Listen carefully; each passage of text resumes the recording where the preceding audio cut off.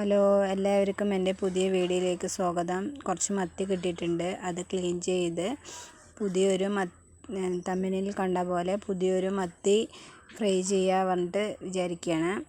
മത്തിയൊക്കെ clean ചെയ്തെടുത്തു, കഴുകുകയാണ് ഞാനിപ്പോൾ.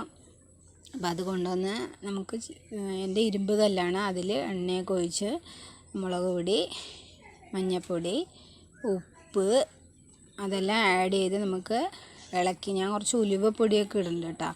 എനിക്ക് മത്തി ഇങ്ങനെ ആക്കുമ്പോൾ ഉലുവപ്പൊടിയൊക്കെ ഇടണം. അതുകൊണ്ട് ഉലുവപ്പൊടിയൊക്കെ ഇട്ട് ഇളക്കി മിക്സ് ചെയ്ത് തീ കത്തിച്ച് അടുപ്പിൽ വെച്ചു.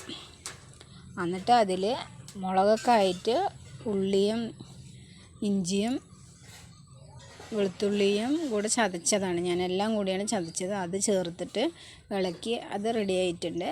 അത് റെഡി ആയപ്പോൾ മത്തി വയ്ക്കാൻ പറഞ്ഞിട്ടിരിക്കുകയാണ്. പരത്തി വെച്ചു. ഇതാണ് മത്തി കഴുകി വൃത്തിയാക്കിയതാണ് ഞാൻ. ഇനി അതിനെ നമ്മൾക്ക് അതിൽ നിരത്തി വയ്ക്കാം. എല്ലാം നിരത്തി വെച്ചിട്ട് അടച്ച് വെച്ച് വേവിക്കാം. അത് കഴിഞ്ഞ് നമ്മൾക്ക് അതിൽ പുളിവെള്ളം ഒഴിക്കാം.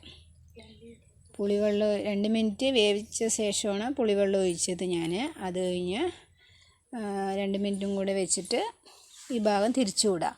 എന്നിട്ട് പിന്നെ മറിച്ചിട്ടിട്ട് കുറച്ച് നേരം കൂടെ വേവിക്കാം. കുറച്ച് നേരം കൂടെ വേവിച്ച് അത് കഴിഞ്ഞ് 2 മിനിറ്റ് കഴിഞ്ഞ് വീണ്ടും തിരിച്ചിടുമ്പോൾ അത് റെഡിയായി വരും. കുറച്ചങ്ങനെ വെള്ളം ഒഴിച്ചതിൻ്റെ ഇതുണ്ടാകും. അത് കുറേ നേരം വെക്കുമ്പോഴേക്ക് നമ്മൾക്ക് കറക്റ്റായി കിട്ടും. എൻ്റെ ഇരുമ്പ് ചട്ടി ആയതുകൊണ്ട് വേഗം തന്നെ കിട്ടുന്നുണ്ട്. നോൺ സ്റ്റിക്ക് അങ്ങനെ സാധാരണ ചീനച്ചട്ടിയിൽ പറ്റില്ലല്ലോ. നോൺ സ്റ്റിക്കിൻ്റെ അങ്ങനത്തെ പരന്നതില്ലാത്തതുകൊണ്ട് ഇരുമ്പ് ചട്ടിയിലാണ്. അപ്പോൾ അത് വേഗം തന്നെ റെഡിയായി കിട്ടും. തിരിച്ചൊക്കെ ഇട്ട് സൂപ്പറായി വന്നിട്ടുണ്ട്. പൊട്ടിയിട്ടോ ഒന്നുമില്ല. അപ്പോൾ മീൻ കറക്റ്റായി കിട്ടിയിട്ടുണ്ട്. നമുക്ക് ചോറ് റെഡിയായി കറിയെടുത്ത് കഴിക്കാം. ബായ്.